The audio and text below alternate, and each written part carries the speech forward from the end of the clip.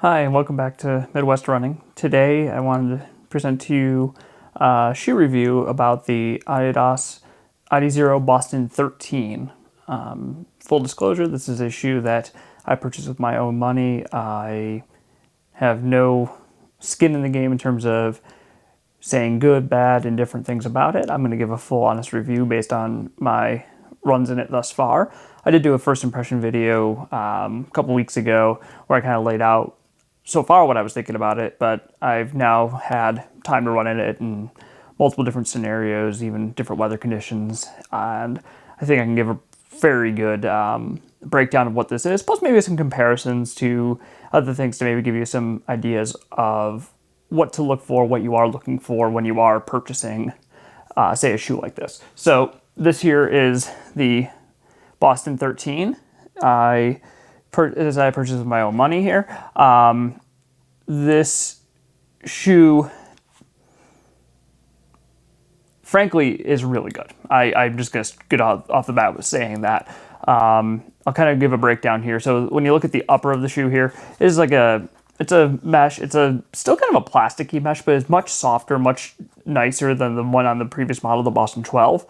The other big update to the upper is that it has just a very simple eyelet chain here for the laces. It's not as integrated where the previous model had like this kind of strap for the midfoot that kind of went through, and it just added a lot of unnecessary complication, I think, to just getting a good lockdown on it. And then the other thing is the tongue on this is much more padded. It has definitely a little bit more structure to it. It is also gusseted, which is very nice. It creates just a very comfortable fit around the midfoot. It does, I think, a better job just in general locking down the midfoot compared to the previous model, which eventually you're able to do, but it takes a while to really get that locked in and locked down. Another big change here is the heel collar is padded. This is a new change to it compared to the 12. The 12 was a very minimal upper. I never had any real issues with like any heel slippage or anything, but I will say just right out of the bat, this has a much better heel lockdown. The breathability is a nice factor here. I did find that the 12 was very breathable at baseline. I think this one's just about the same. It might be a little bit more, a little bit less, but you know, all intents and purposes, it's a very breathable shoe. This is not something I would recommend on the coldest of days. Myself, I tend to do better with more breathable shoes, so this one really, I think, hits all the marks that I want on there. The laces, these are the same kind of standard thin laces that you get with most of the Adizero shoes.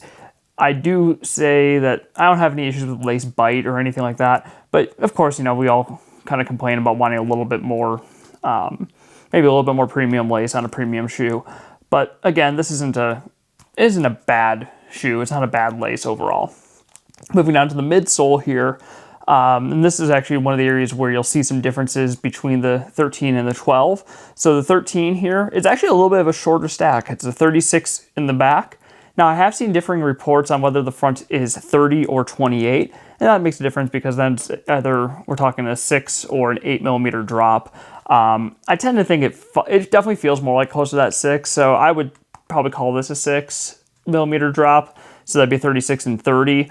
One of the major changes from the previous model to this one is while you still have two foams here, you have your light strike, kind of your standard light strike on the bottom layer here, which is all the way around. As you can see, on the medial side, you have more of it that extends all the way up to the toe.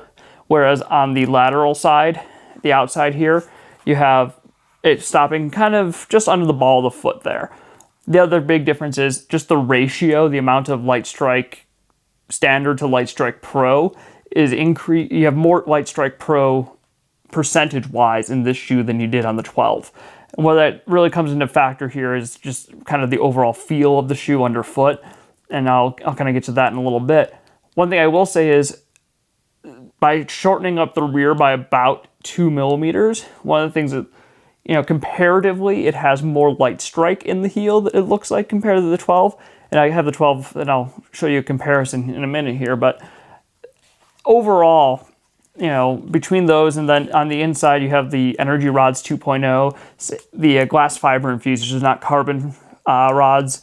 they're, very, firm, give you, they have decent flexibility overall, but, this is not a, snappy, very flexible shoe. It is a much more firm feel.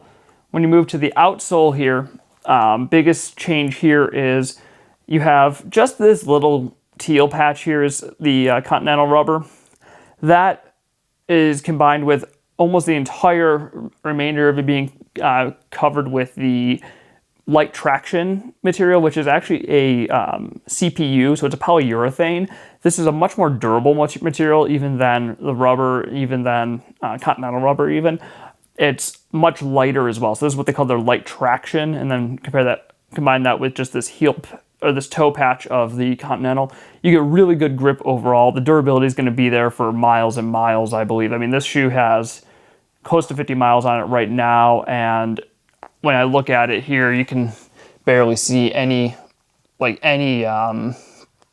if any at all. So that is gonna last a long time. And the grip is very good on wet surfaces. I had even on some like wet wood bridges in my area here. I had the privilege of running this down in New Orleans last week, and it held up well even when it was comfortable to wear even in the heat and humidity down there this time of year. I did find that I had no slip whatsoever on various surfaces. It's just really comfortable, really just a very good shoe underfoot. So I guess one of the big things again is let's compare it to side by side with the Boston 12. So here's my 12. I've had this guy for a while, and the first thing you feel underfoot just in general here, or kind of a quick breakdown here of the 12, upper material, again, still kind of this plasticky. It feels a little bit harsher than the 13. The other thing is I mentioned you have this kind of midfoot cradle system here, this kind of orange material. So the tongue itself is kind of next to it. It's kind of hard to see it, but it's next to it. And the tongue itself is not gusseted. And then you have this extra material, and then it's just this very thin tongue with just a little bit of padding down the middle just to prevent any real lace bite. Then the back here, it's a very thin material for the most part, with just a couple little like pads of cushioning. Just so much more minimal upper on this. Lockdown is great, as I said. Like I didn't have any any heel issues. It just took a long time to really get the laces in the right position to get that really good lockdown. The laces themselves are a little bit narrower, I would say, and a little bit less substantial than on the 13. Not a huge difference. When you kind of compare side by side here, one of the big things I note is that on the 13, the light strike, as I said, the standard light strike ends about right under the ball of the foot, whereas on the 12, you can see it extends all the way around to the toe. So the Light Strike Pro, which is the colored, like this colored layer here, wrapping around, and then the lighter, like the more creamy white color, that is the Light Strike Pro on the 12. It's it doesn't go all the way down to the ground like it does on the 13, which I think that really is one of the major differences between the two.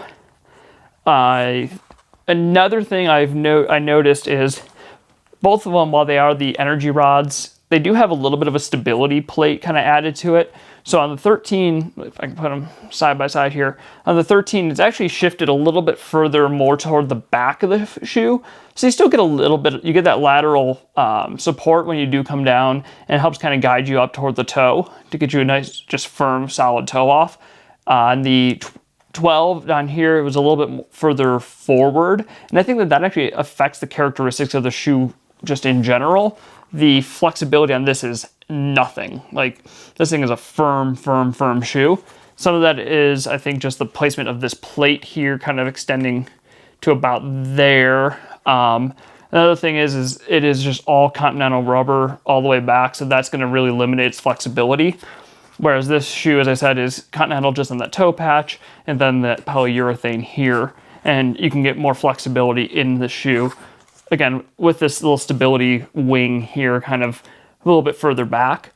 I don't think you feel it in any different way. I think they're both very good. Comparison-wise, so this one was 281.9 grams on my scale. So this is a US size men's 11. The same shoe here, the US men's, excuse me. Yeah, this is the 11. Yeah, that was the other thing. This is the US 10.5. So the 10.5 of the 12 came in at 10.2 ounces or 289.3 grams, whereas the 13 in the US 11 was 9.9 ounces or 281.9 grams. So overall, very similar weights, but again, this is a half size down. I do feel that this one, I had to go down a half size. It was just way too kind of baggy and loose. This one here fits to that size 11 for me perfectly. Another big difference here is just kind of how they feel underfoot. This guy here, the 12, firmer, little less cushioned, but still a very, I shouldn't say less springy feeling, I guess. It's not as soft of a feel underfoot. It is very responsive. It has those rods in there. Like what you put into it, really, you get a lot of return out of it. So not a bad shoe at all. I do like this for, like I did a lot of longer runs in this shoe, even some pickups and everything. This shoe here, underfoot, I'm not 100% sure, but I think this might be the newer formulation of Light Strike Pro and not the older one. So I think this might be the one that you see like on the Adios 9 or the Adios Pro 4 currently. It's a little bit of a more springy, softer foam. And you do feel that, either it's that or it's just the increased ratio of it.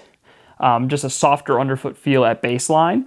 When you are going in it, it doesn't have as much of that firmness to it. So it doesn't immediately feel like, hey, this is a shoe I want to pick it up in.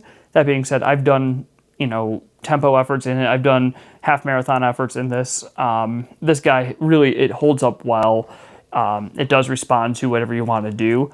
I think that this one has a little bit more pace range versatility in it, as well as I think that this one goes a little bit longer. So frankly, this could be a really good just daily trainer, especially for somebody who's racking up miles for, half marathon, marathon pace work. You're really just trying to get into that range of things. Whereas this guy here, again, I think it's, definitely a reasonable shoe. You can use it as a daily trainer. You can use it as more of a long run shoe.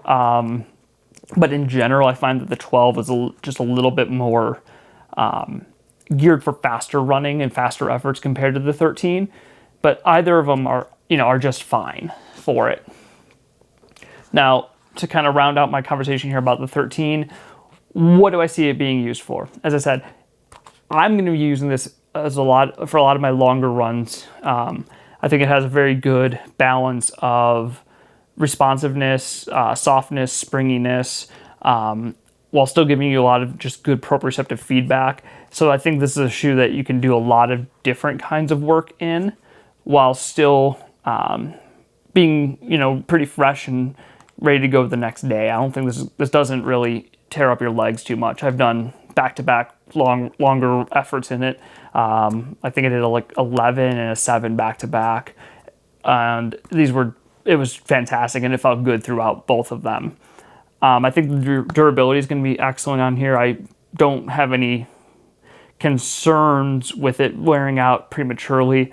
I do think this is going to last you at least 400 miles, probably more. Frankly, I'll probably get bored of the shoe before I reach the point where it's worn out. I hope I get to wear it out. In fact, I'm planning on trying to get as many miles in it so I can wear it out and see just where it is. Already close to 50 miles on it right now. So definitely going to give you a 100-mile update and just kind of periodically just give you an idea of where it's at. Really, I find that the only downside I had to it was it definitely still has a bit of a break-in period. And I say this about pretty much every shoe, if I'm being honest. I think, this idea of right out of the box, it's a perfect shoe. That's a myth. Every shoe has a bit of a break-in period. The foams need to kind of settle in a little bit. These dual foam shoes with kind of the energy rods or plates and stuff like that, all of those need to kind of get broken in at their own pace and at their own point to find that comfort and find that, that locked in point. It definitely happened a lot sooner with this shoe, probably within the first probably 10, 15 miles, whereas I felt that the 12, it took closer to, 25, 30 miles even for it to really start kind of working well in harmony. Otherwise, the other major complaint I have is just the laces again. I mean, that's something I would just consistently say. I don't even know if I have to say it about Adizero shoes at this point. Just assume that if it's an Adizero shoe, that the laces could use some work. Other than that, I'm looking forward to just racking up the miles on this guy. It's going to be a good shoe as I build up for Chicago Marathon in October, and then we will take things from there. I hope that you're having a great time. The weather's warming up a little bit. Make sure you're staying hydrated, getting all that nutrition in, bringing that water with you on your runs. Stay safe. Have an excellent run. Until the next time.